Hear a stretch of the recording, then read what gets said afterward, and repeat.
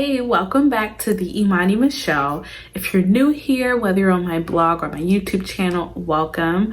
My name is Imani and I am a blogger, a planner, and a social media strategist. So I'm here with a Q&A. I get asked so many questions, so I decided to post a question box on my Instagram at the Imani Michelle, so I can just sit down and answer your questions, at least the most frequently asked ones here. So let's get started.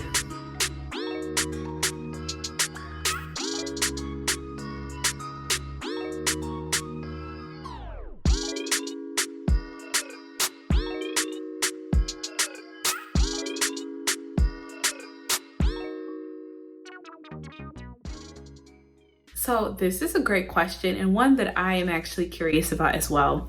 When I first ordered the cashmere colored sticky notes, I bought so many because I thought the color was so pretty. So I took it out the packaging and stuck it with my other sticky note collection. And to be honest with you, now I can't really tell cashmere apart from some of the other colors. They start to look the same, especially for me. So I'm not sure which tombow actually matches the sticky note. I would try maybe some of the tan, sorry, that's timber in the background. I would probably try the 942 tombow or the 992 tombow. If it doesn't match, please don't be mad at me. I genuinely do not know.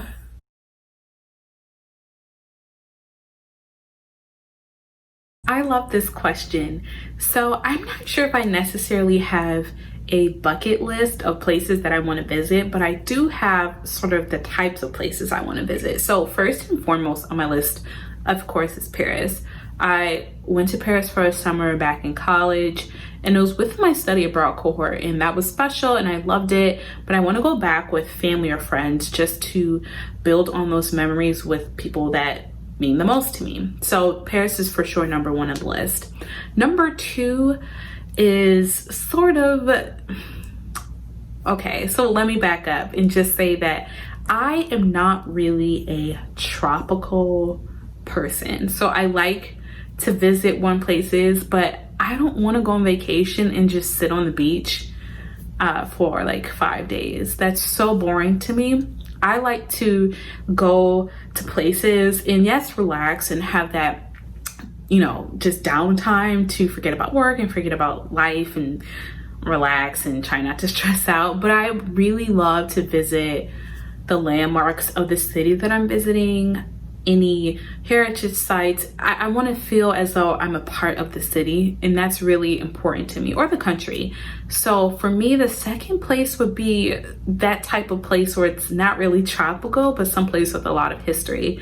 So I would love to go to like Germany or Wales. I would love to go to Nigeria, Egypt, someplace with a lot of meaning and a lot of history behind it that's still very beautiful, but that's not tropical. I save the tropical places for number three, and to be honest with you, there are not many places that I am dying to see that are tropical. I'll go to Bora Bora, I'll go to Santorini, you know, Greece, whatever, Jamaica, that's fine. I am not dying to go there though, and if someone gave me $1 million to travel for the next year, I probably would not visit one single tropical place. That's just how I am.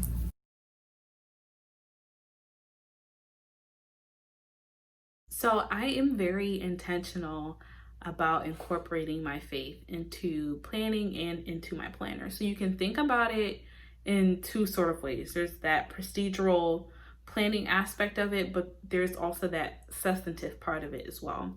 So the planning part, the procedural part, is me being intentional about setting time to read the Bible or to listen to a Bible plan or to memorize a verse, right? So if I'm planning on a daily insert that day, I will write out in my schedule AM routine, and I know part of my AM routine is to listen to the Bible plan and maybe read a devotional. So I like to be intentional by incorporating my faith that way, but I'm also really big on incorporating faith substantially as well from a substantive point of view. So I'll write a Bible scripture into my inserts. So when I'm looking throughout my planner, whether it's a daily insert, a monthly insert, or even a lined insert, there's hints of the Bible or phrases that will remind me of verses throughout my planner. So I incorporate my faith in those two ways.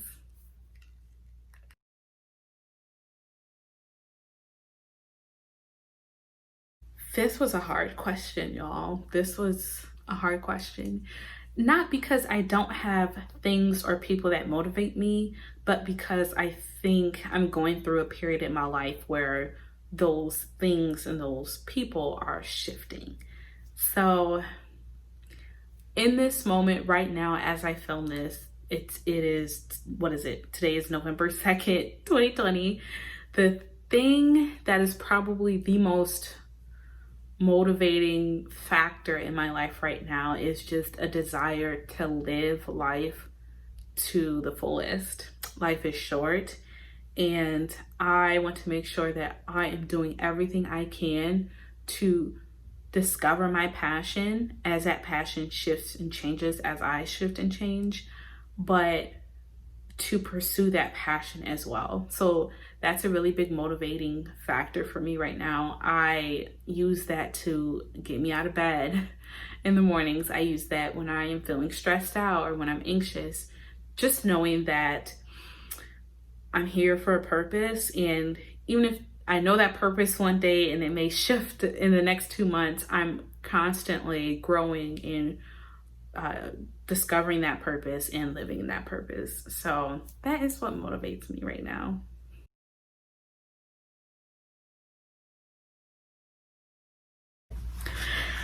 Ooh, this is interesting to me. So I thought this was a great question because I was on the younger side of my law school class. So I'm speaking from this perspective. So definitely take this with a grain of salt, I guess, understanding that I'm speaking from the perspective of someone who was one of the younger ones in their class. So I don't think you should have any concerns or doubt about going to law school later in life, whatever that means, because I perceived that the people who were older than me, whether it was 6, 7, 10, 12 years older than me, they seemed to handle law school a little bit better. And again, this is coming from my perspective, right? So maybe they didn't. Maybe that was just what I perceived. But it seemed as though the older students had more wisdom and can apply real life knowledge to this theory and these rules that we were learning. So please don't ever feel like it's too late to go to law school. If you're interested, definitely contact the admissions office. They can answer any questions you may have about being sort of an older student in law school.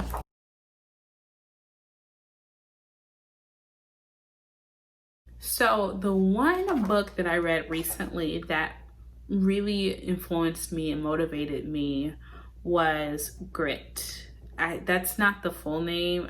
I forgot the full name, but it's Grit by Angela Duckworth. It's such a good book, and it really put things into perspective for me, especially at a time where I was doubting sort of like my ability and my talent. And basically what the book is saying, that when you persevere through something over time, you excel at it and you are an expertise and you just flourish in that thing that you have practiced and cultivated over time. So it's not something that you can just be good at and have the talent, but to go further and to be the best, you have to persevere. So that encouraged me, and that still motivates me today.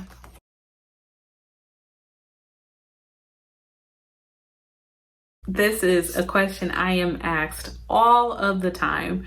To be honest with you, I don't have one favorite pen.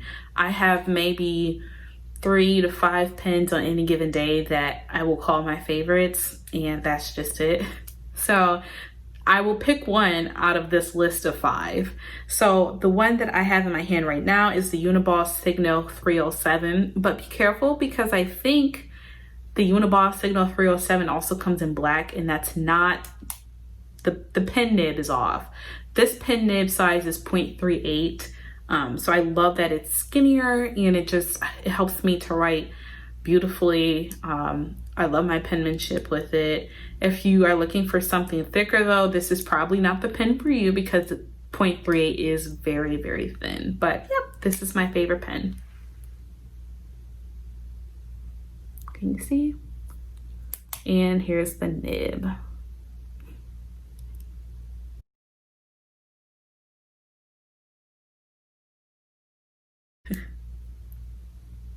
Okay, so I currently have in my apartment about maybe like 5 or 6 planners. Yeah. How many do I own that are current? Maybe 3 or 4. I don't know. I own a lot because earlier this year and a little bit of last year, I tried a lot of planners just to find what actually worked for me. Planner piece is super important because if I don't love my planner, I won't use it. So I did try a lot of companies and a lot of different planning styles. So I have a lot of planners, but what I consider myself as actively owning and actively using are sort of 2 and 3 planners. So one planner is like the A5 size. I use my LV agenda folio cover for that, and my cloth and paper black smooth caviar with black rings for the A5 size. And I also use my half letter, which is 7 or 8, I think it's 8 clear discs from cloth and paper, and their new contoured leather agenda folio. So just 2 planners.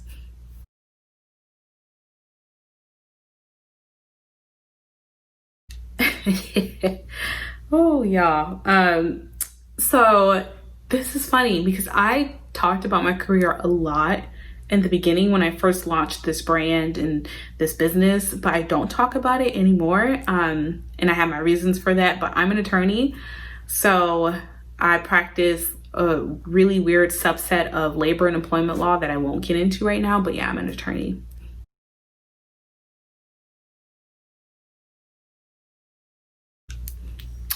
Good question. So Instagram is my favorite social media platform, but to be honest with you, there's so much value in all of the other platforms as well. I use Instagram as sort of my main platform because that demographic that uses Instagram is my brand's core demographic, right? But I leverage and shift my content on other platforms to welcome other people into my brand's community. I'm not sure if that makes sense, but long story short, there's so much value in all of the other platforms that, you can ask me tomorrow what my favorite platform is, and I would probably say Pinterest. But today it's Instagram. I mean, if you're ever curious about like social media strategy, please hit me up. I'm offering social media consulting sessions because this is something that I'm super passionate about and that I have figured out how to leverage in a very small period of time. So let me do the hard work for you so you can focus on your brand or your small business. All right, y'all, that's it. I hope you enjoyed this Q&A. Thank you so much if you submitted a question. I really enjoyed this, and we'll have to do it, quarterly, maybe monthly, depending on how many questions I get over the period of time. So in the comment box below, let me know some of your responses. What are your favorite pens? What's your favorite social media platform? Thank you so much for watching, and I'll talk to you next time. Bye.